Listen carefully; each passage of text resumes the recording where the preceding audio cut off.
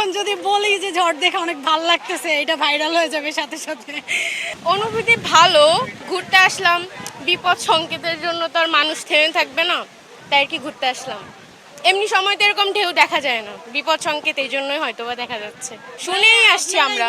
Viral করতে চান, আমি ভাইরাল কিন্তু হতে চাই না।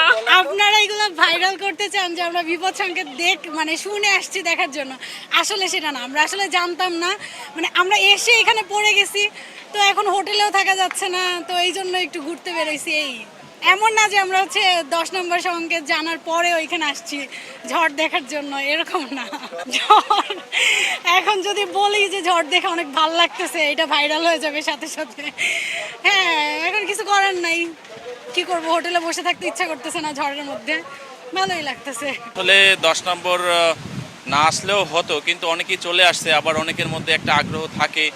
এটা একটা ট্র্যাডিশনালে পরিণত হয়েছে যে আসলে ঝড় দেখব, সাগর পাড়ে গিয়ে ঝড় উপভোগ করব, বড় বড় ঢেউ দেখব, এরকম আর কি। অনেকেই এরকম ফিলিংস নিয়ে আসে, আবার অনেকেই দেখবেন যে আসে নাই। ট্যুরিস্ট তেমন একটা নেই, কম বললেই চলে। এখানে সাধারণত আরও বেশি ট্যুরিস্ট থাকে। শীর্ষের অনুভূতি থেকে মুক্তি দেয় মাত্র 30 সেকেন্ডে।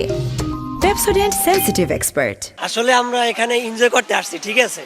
আমরা আইসে দেখি বন্যার তারিখ পড়ছে, আমরা তো এনজয় করতে আসছি, খোলাপান তো ইয়াং বয়স, এই জন্য সবাই আর কি এই নদীতে আমরা সাগর আইসে একটু এনজয় করতে আসি। ভয় আসলে ভয় করতেছে, আবার একদিকে ভয় করতেছে না, কারণ আমরা বন্ধু বান্ধব অনেকগুলো আসছি তো, আসলে এই জন্য ভয়টা মানে মালুম হইতেছে না।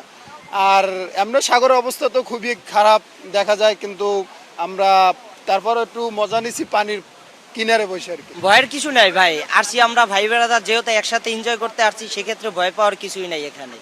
কারণ একজন আরেকজনকে রেখে কখনো চলে যাচ্ছে না। যদি আমি চলে যাই, ওরা যথাযথ চেষ্টা